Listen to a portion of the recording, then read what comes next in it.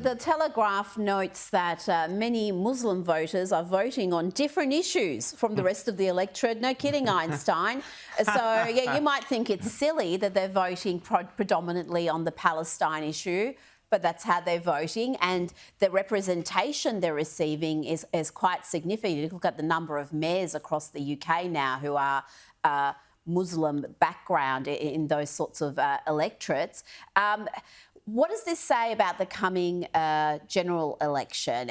Are the Tories going to stick with Rishi Sunak and have certain defeat? Will there be a late-minute change? Well, I suspect that the Tories are just going to accept that now Rishi Sunak, there's no point in him going anywhere. They just have to accept the oncoming electoral defeat and just, change course as a party overall. This is probably going to be one of the most disastrous election cycles for the Tories in history. I mean, it's the kind of defeats that could really just bring down the whole party entirely. But there's no real point in removing Rishi Sunak now. The damage was done long before he became prime minister, and I think the Tories need to look at actually their values and whether they are still a conservative party in name as well as in practice. But the question is now, actually, how much of kind of a landslide is Labour going to have? Because it's not just the fact that Keir Starmer will almost certainly be the next Prime Minister of the UK. Will there be any sort of opposition to more outlandish policies? We've seen all the ludicrous policies coming out of Scotland, for example, with this sort of gender ID or self-ID legislation, really lax self-ID legislation, having male rapists in female prisons, giving children puberty blockers, which has now basically been overruled thanks to the Cass review.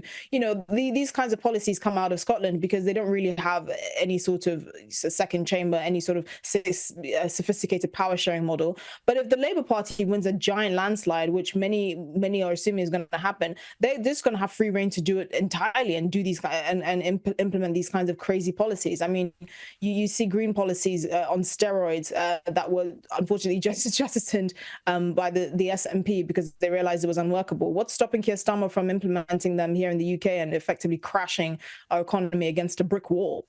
James. Esther, you've got a pretty apathetic general sort of populace. The turnout for the votes was quite low, as you said, but you've got a highly organised Muslim community vote. How does that then affect Keir Starmer, not just in terms of his policies, but more his general outlook internationally? Does he start to play to that? And does that fundamentally change the outlook of the UK? Well, fortunately for Keir Starmer, he can actually afford to take the blow of many Muslim voters basically leaving the Labour Party, because the Tories have done a spectacular job of basically making sure that the rest of the country can't be bothered with them anymore.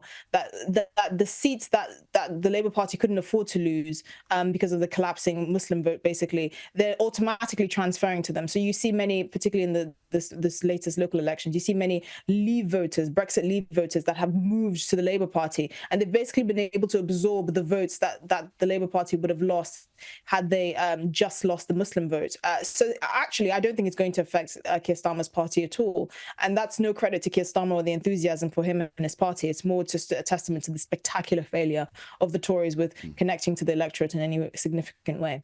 So you mentioned Scotland. We'll just have a quick look, a reminder at our old friend Humza Yousaf, who stood down. He had some pretty strong views a few years ago. Have a listen to this. The Lord President, white.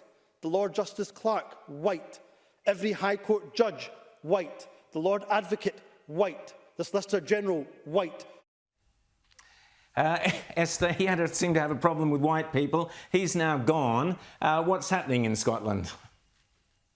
Yes, Humza Yousaf's delusion has finally caught up to him. I just on a side point about the whole, many people in Scotland being white. I find that very strange, particularly as a Ghanaian woman. I mean, I don't think anyone would ever come to Ghana and be like, oh, there are too many black people here, or go to Korea and say there are too many Asian politicians. It's absolutely absurd and ludicrous. I mean, it astonishes me that someone like this can be given a platform in the way that he has. But anyway, he's been forced to resign this week after the coalition he had with the Scottish Green Party collapsed, mainly because he basically jettisoned many of the key policies in the Butte House Agreement, which was the agreement that basically brought the Scottish Green Party into the fold and secured the SNP's majority coalition in Holyrood. And one of the key pledges was the fact that, they decided to let go of the pledge to reduce Scotland's carbon emissions by 70% by 2030, which is completely unworkable.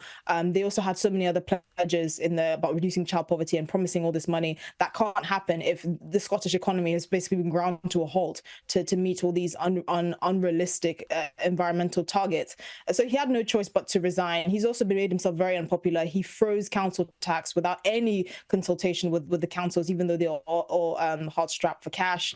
He was still pushing these ridiculous gender extreme laws, gender ideology laws, self-ID laws, which goes against a lot of the mainstream policy here in the UK, more broadly speaking. So he, in his short run as First Minister, he was virtually useless, and I think his ideology really overtook common sense.